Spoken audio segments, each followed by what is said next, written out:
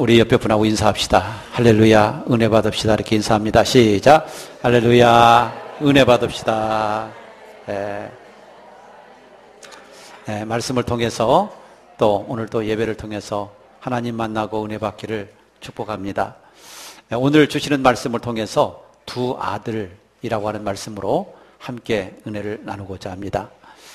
우리가 읽은 오늘 성경 말씀을 사람들은 탕자의 비유라고 이렇게 얘기를 합니다. 그런데 이 탕자의 비유라기보다는 두 아들의 비유입니다. 좀 더 적극적으로 설명하면 아버지의 사랑에 대한 비유입니다. 여러분, 비유라고 하는 것은 어떤 하나님, 예수님께서 주시고자 하시는 어떤 중요한 메시지가 있어요.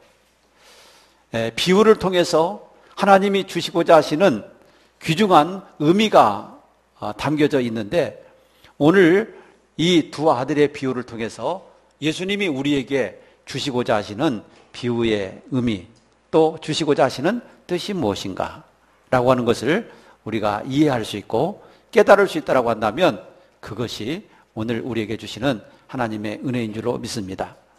이 두 아들의 비유를 보면요, 세 사람의 인물이 나옵니다. 하나는 우리가 잘 알고 있는 그 유명한 탕자, 둘째 아들이 나오고요. 두 번째는 맏아들, 아버지와 함께 있었던 맏아들이 나오고, 그리고 세 번째는 아버지가 나옵니다. 그래서 둘째 아들과 맏아들과 아버지에 관한 이야기가 바로 탕자의 비유입니다.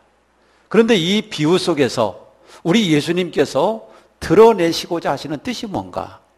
자, 예수님께서 뭘 가르치시고 뭘 드러내고자 하시는가? 그것은 한마디로 말씀드리면 아버지의 사랑이 어떠한가? 아버지의 사랑이 어떠한가에 대해서 가르치시기 위해서 이 비유의 말씀을 주신 것이다 라고 하는 것입니다. 오늘 우리가 읽은 말씀 중에서 보면 어떤 아버지에게 두 명의 아들이 있었다고 그랬습니다. 그런데 그 둘째가 아버지에게 말을 했어요. 아버지요, 아버지가 돌아가시면 어차피 형님과 제가 그 유산을 다 물려받게 될 것인데, 제게 돌아올 유산을 미리 주시면 안 되겠습니까? 그러면 내가 그것으로 가서 장사하고 이익을 남기고 멋지게 한번 인생을 살아보겠습니다. 아버지, 제게 돌아올 유산을 미리 좀 주세요. 이렇게 소원을 했어요. 그리고 자기에게 돌아올 분깃, 그 재산을 다 팔아가지고 먼 나라로 떠나가 버렸습니다. 그런데 그 아들이 아버지를 떠나서 잘 됐으면 얼마나 좋겠습니까? 그런데 오늘 성경 말씀 속에서 보니까 아들은 그렇지 못했습니다. 가지고 갔던 돈 다 허비했다고 그랬어요. 오늘 성경 말씀 속에서 보니까 돈을 어디에 썼는가 하면 허랑방탕하게 다 써버렸다. 그러니까 먹고 마시고 즐기고 이런 데 돈을 다 써버린 거예요. 아마 유산을 물려받았으니까 상당히 많은 돈을 가지고 갔을 줄로 믿습니다. 그런데 그 돈을 허랑방탕하게 다 탕진을 해버린 것입니다. 그런데 오늘 말씀에 보면 설상가상으로 돈을 다 탕진해버리고 가진 돈이 하나도 없는데 그 나라에 흉년이 들었다고 그랬어요. 여러분, 돈도 없고 흉년은 들고 누가 먹이줄 사람도 없고 이러니 어떡하겠습니까? 그 둘째 아들은 하는 수 없이 그 지역에 아마 유지에게 가서 자기의 인생을 부탁했겠죠. 뭔 일거리라도 좀 맡겨주시면 제가 열심히 일을 해서 보답을 하겠으니까 저를 써주세요. 그렇게 부탁을 하니까 그 사람이 마침 돼지를 키우고 있었던 것 같은데, 돼지를 키우는 그 농장으로 보내서 자, 돼지를 키워라. 그러면서 돼지 치는 대로 보내게 된 것입니다. 그런데 오늘 성경 말씀 속에서 보면 이 탕자는 돼지 치는 집으로 가서 열심히 돼지를 키우고 밥을 얻어먹고 사는데 흉년이 너무 심하다 보니까 그 돼지 키우는 일꾼에게 줄 밥이 없는 거예요. 그러니까 돼지가 먹는 쥐엄 열매라고 하는 그 열매를 먹고 살아요. 이스라엘은요, 쥐엄 열매라고 하는 열매가 있는데 이 손톱만한 열매가 있어요. 새카만 열매인데요, 그 새카만 손톱만한 열매를 돼지에게 주어서 그 쥐엄 열매를 먹고 살게 하는 것입니다. 그런데 그 쥐엄 열매조차도 주는 사람이 없어요. 그러다 보니까 그 쥐엄 열매로 배를 채우고자 했지만 배를 채울 수가 없었다고 그랬습니다. 얼마나 힘들었겠습니까? 사실 이스라엘 민족은요, 돼지를 부정한 짐승으로 여겨요. 그래서 돼지고기를 먹지도 않고 돼지를 키우지도 않습니다. 그런데 이 둘째 아들은요, 먼 나라로 가서 돈도 다 잃어버렸고 떨어졌고, 또 돼지 치는 집에 가서 돼지를 키우고 먹을 것도 제대로 먹지 못하면서 인생을 살아가고 있는 거예요. 그러니까 이 하나님의 백성으로서, 아버지의 아들로서 지금 최고 밑바닥까지 떨어져 있는 거예요. 여러분, 돈도 떨어졌지요? 그렇다고 해서 그 사회에서 인정받은 위치에 올라가느냐? 그러지도 못했지요.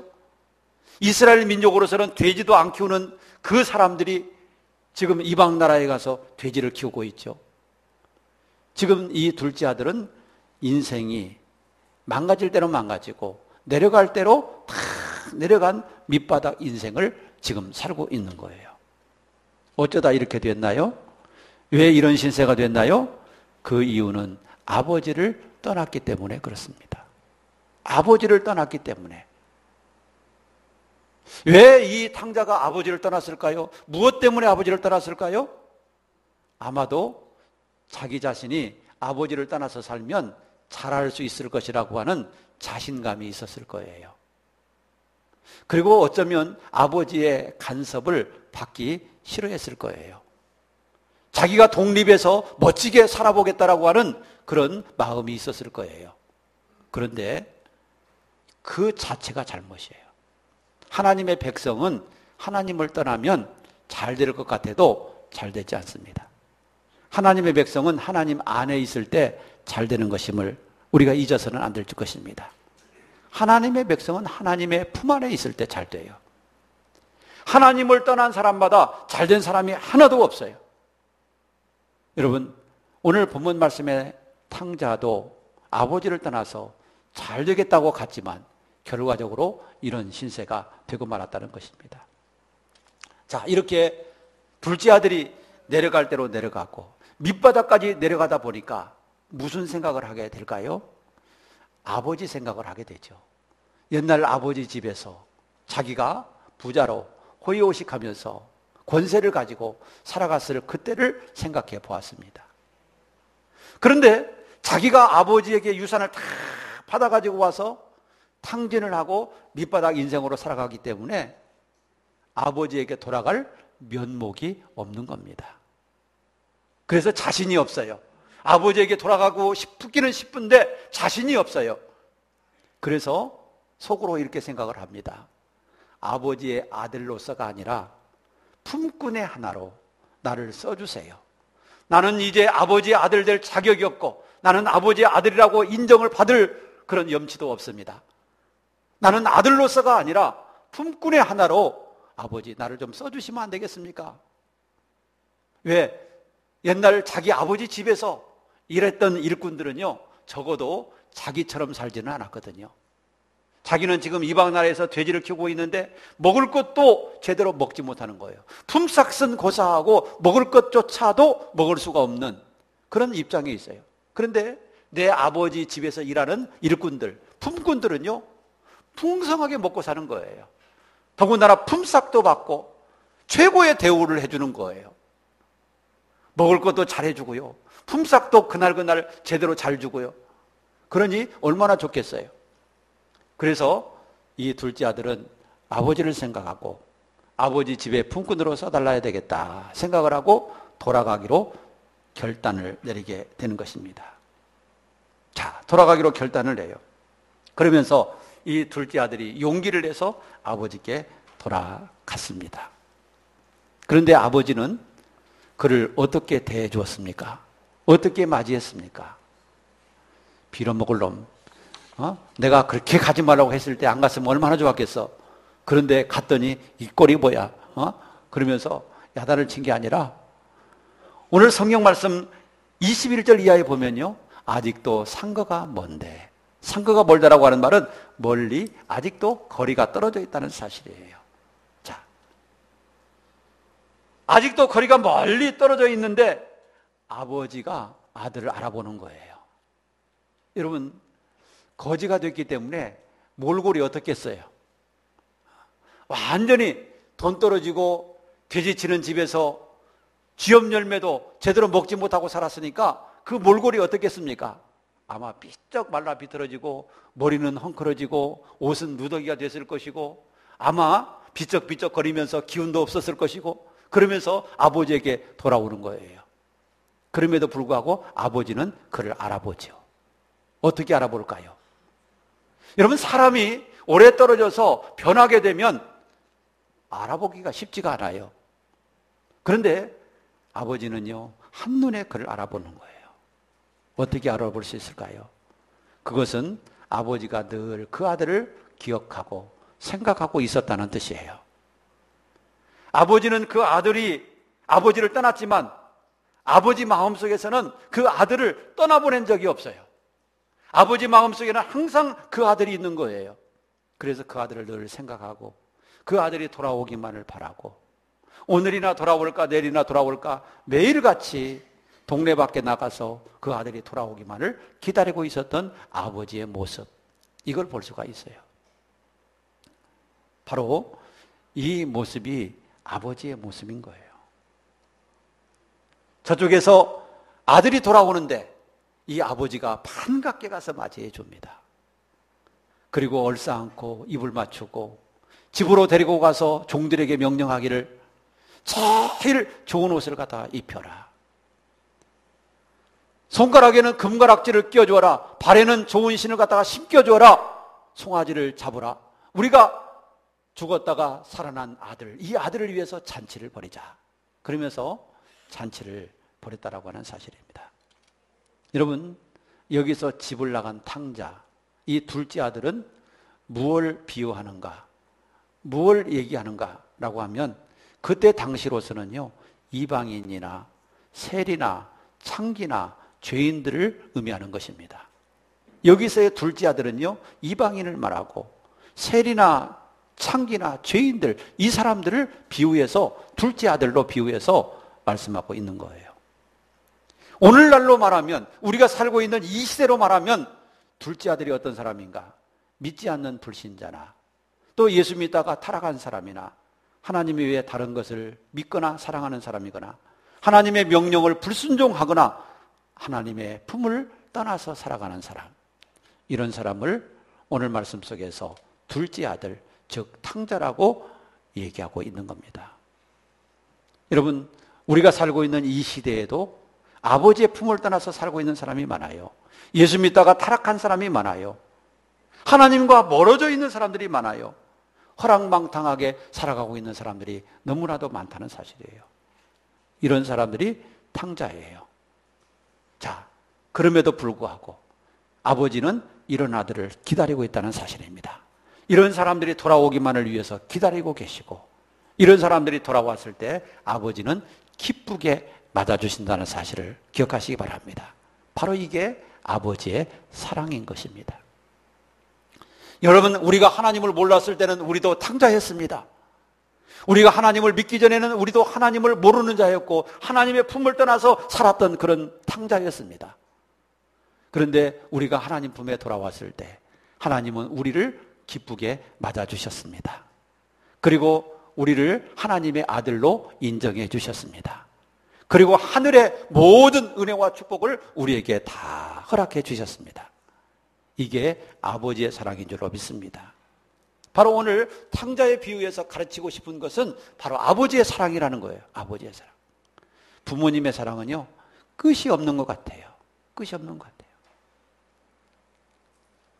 자, 이런 아들이 돌아왔을 때 아버지는요, 너무 기뻐하는 거예요.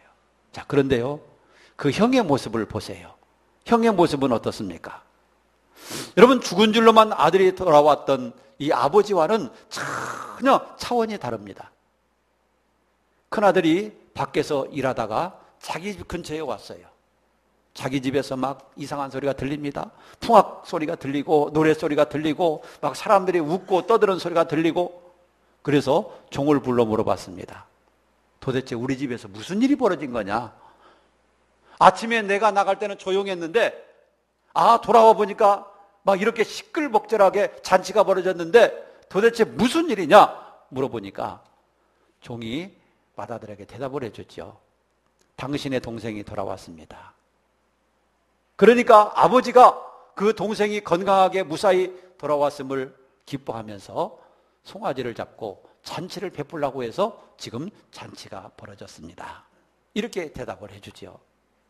그러니까 그 맏아들이 어떻게 했다고 그랬습니까? 화가 났다고 그랬어요. 네? 화를 냈다. 그리고 집에도 들어가려고 하지도 않았어요. 그러니까 아버지가 달려왔어요. 달려나온 아버지에게 맏아들은 불평을 하기 시작했습니다. 아마도 자기가 그동안 아버지하고 살면서 가졌던 감정, 그걸 다 쏟아놓는 것 같아요.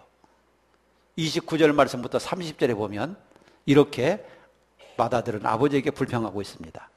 내가 여러 해 아버지를 섬겨 명을 어김이 없거늘 내게는 염소 새끼라도 주어 나와 내 벗으로 즐기게 하신 일이 없더니 아버지의 살림을 창기와 함께 먹어버린 이 아들이 돌아오매 이를 위하여 살진 송아지를 잡으셨나이다. 자, 이 맏아들이 아버지에게 뭐라고 불평해요? 제가 아버지와 함께 여러 해 살았습니다. 이것은 탕자가 여러 해 동안 아버지를 떠났다는 얘기도 되는 거예요. 자, 탕자가 떠나고 나고 없었을 때 나는 아버지를 섬기지 않았습니까? 여러 해 동안 아버지를 섬겼습니다. 그리고 또 하나, 아버지의 명령을 거스른 적이 없습니다. 나는 아버지의 명령에 잘 순종했다는 얘기입니다. 그런데 아버지는 내게 해준 게 뭡니까? 아버지는 나에게 뭘 해주었습니까? 내가 여러 해 동안 아버지를 모시고 살았고 아버지의 명령을 거스린 바도 없지만 아버지는 나에게 뭐 해줬나요? 아버지, 염소 새끼라도 잡아서 내 친구들하고 함께 즐겁게 놀아봐라 그러면서 해준 적이 있습니까? 그런데 둘째 아들, 창기와 함께 아버지의 재산을 다 먹어버린 그 둘째 아들이 돌아오니까 아버지, 살진 송아지를 잡고 이렇게 잔치를 베풀어 주십니까?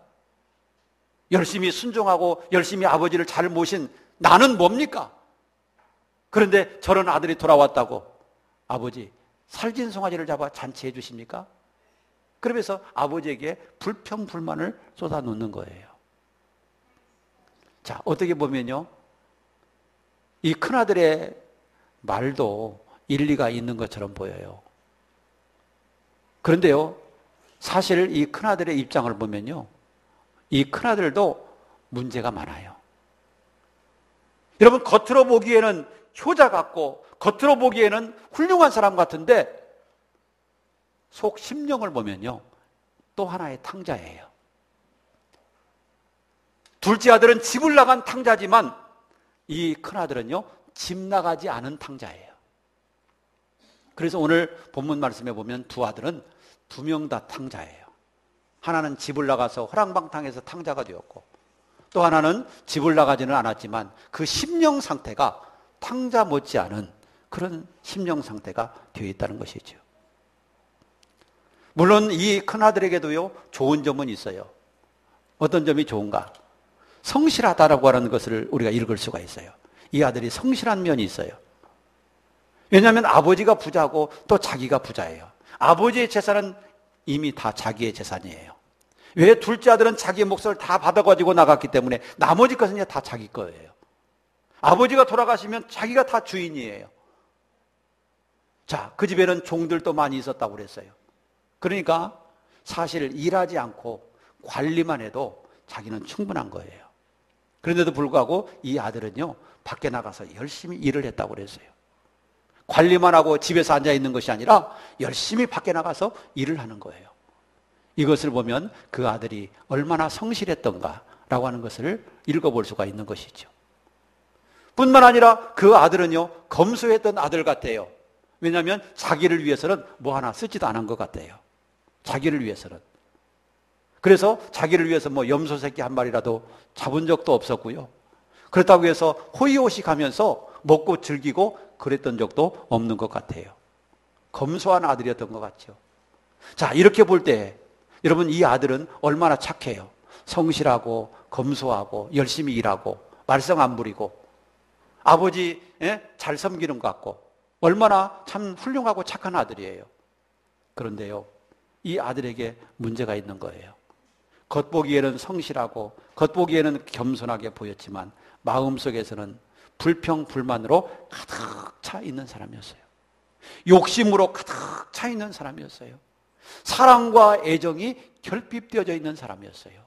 아버지의 마음을 전혀 이해할 수 없는 그런 아들의 마음을 가지고 있었던 거예요. 그러니까 겉으로 보기에는 이 맏아들은 분명히 착한 아들이고요, 분명히 좋은 아들이에요. 그런데 마음속에서는요, 탕자의 마음을 가지고 있었다라고 하는 사실이죠. 사랑하는 여러분, 이 맏아들의 마음에는 이 아버지에 대한 불평불만이 가득 차 있었어요. 자기를 위해서는 아무것도 해준 게 없다고 생각을 했거든요. 그런데 아버지는 그게 아니에요. 얘야, 내가 가진 것이 다 네 것이고 내가 죽으면 이것이 누구 것이 되겠냐? 다 네 거 아니냐? 다 네 재산이야. 내가 이거 뭐 가지고 가겠냐? 짊어지고 가겠냐? 내가 이걸 다 먹고 가겠냐? 내가 이 세상 떠나고 나면 다 네 거야 이제.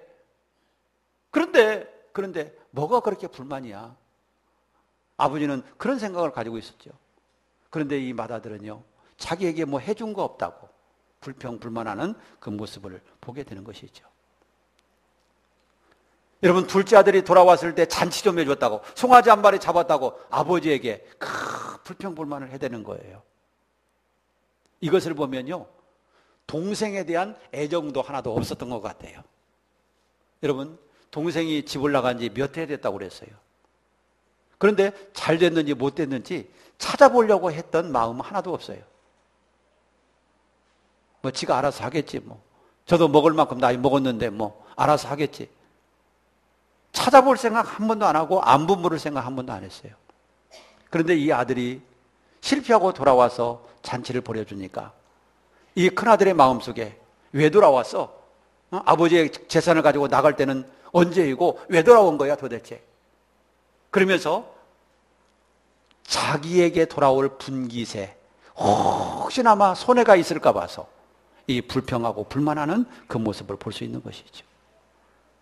여러분, 최소한 동생이 돌아왔으면 기뻐하고 환영해야 되지 않겠습니까? 얼마나 고생했는지, 어떻게 살았는지 궁금하지도 않습니까? 그러면 만나서 야, 그동안 어떻게 살았냐? 보고 싶었다. 뭐 하면서 지냈냐? 어쩌다가 실패했냐? 여러분, 그렇게 안부라도 묻고 형제의 정을 나눠야 될 거 아니겠어요? 그리고 이해타산은 나중에 하더라도. 그런데 이 큰아들은 그런 게 없었다는 것이죠. 아버지의 마음도 이해하지 못했고 동생의 마음도 이해하지 못하고 동생에 대한 애정도 하나도 없었어요. 이게 탕자라는 얘기입니다. 이런 모습이 탕자라는 얘기입니다. 자, 그런데 여러분, 이 맏아들은 누구를 상징하느냐? 이 맏아들을 상징하는 게 있어요. 바로 그것은 유대인들을 상징해요. 제사장들, 바리새인들, 서기관들, 하나님의 성전에서 하나님의 은혜를 받고 사는 그 사람들을 상징하는 거예요. 여러분, 우리가 유대인들을 한번 보십시오. 제사장들이나 바리새인들이나 서기관들, 이 사람들을 보십시오. 이 사람들이 얼마나 하나님을 잘 섬긴다고 했습니까? 우리들은 하나님을 잘 섬기는데 안식일도 잘 지키고 11조도 분명히 하고 일주일에 2번씩 금식하고 하루에 3번씩 기도하고 우리가 하나님의 말씀에 불순종하고 있는 건 뭡니까? 우리는 하나님 말씀에 불순종하는 게 하나도 없어요. 다 순종했습니다. 아버지 말씀대로 다 지켜 살았습니다. 그런데 하나님, 내게 돌아오는 분깃은 뭡니까? 이렇게 불평하는 큰아들의 모습과 똑같은 거예요. 이 큰아들은요, 바로 유대인들을 의미해요. 그런데 이 유대인들의 마음 속에 아버지의 마음을 이해하려고 하는 마음은 하나도 없고, 동생을 사랑하고자 하는 마음은 하나도 없고, 그저 불평, 불만만 가득한 것을 볼 수 있다는 것이죠. 오늘날로 말하면요, 이 큰아들은 누구를 상징하느냐면요, 예수 잘 믿는다고 말하고 있는 우리들을 말하고 있는 거예요. 이 한 목사를 비롯해서 우리들을 의미하고 있는 거예요. 여러분, 오늘 본문 말씀을 보면서 이런 마다들과 같은 사람이 되지 않으려면 어떻게 해야 되겠습니까? 우리가 또 하나의 탕자가 되지 않기 위해서는 어떻게 해야 되겠는가? 여러분, 그것은 하나님의 마음을 이해하는 우리가 되어야 될 줄로 믿으시기 바랍니다. 하나님의 마음을 이해하자. 하나님은 어떤 마음을 가지고 계실까? 우리 하나님은 어떤 마음이실까? 이걸 늘 생각하고 이걸 이해할 줄 아는 그런 마음이 되어야 됩니다. 여러분, 저도 부모의 입장이 되다 보니까요, 아들의 입장이었을 때는 몰랐어요. 아들의 입장이었을 때는 몰랐는데 부모의 입장이 되다 보니까 여러분, 자식은 똑같더라고요. 자식은 똑같아요. 그런데 똑같은데 사실 마음을 쓰는 것은요, 건강한 자식, 똑똑한 자식, 잘난 자식보다도요, 건강하지 못한 자식, 똑똑하지 못한 자식, 좀 더 어려운 자식이 더 마음에 쓰여지는 것이 부모의 마음이더라고요. 똑똑한 자식, 건강한 자식은요, 부모님이 돌봐주지 않아도 지앗가림치가 잘해요. 지가 능력이 있어서 지가 잘 살아갈 수가 있어요. 그러니까 별로 걱정이 안 돼요. 그러나 좀 부족하고 좀 어리석고 좀 연약한 그 아들은요, 부모가 안 돌봐주면 그 아들 죽을 것 같거든요. 못 살 것 같거든요. 힘들 것 같거든요. 그러니까 더 마음이 써지는 것이 부모의 마음이잖아요.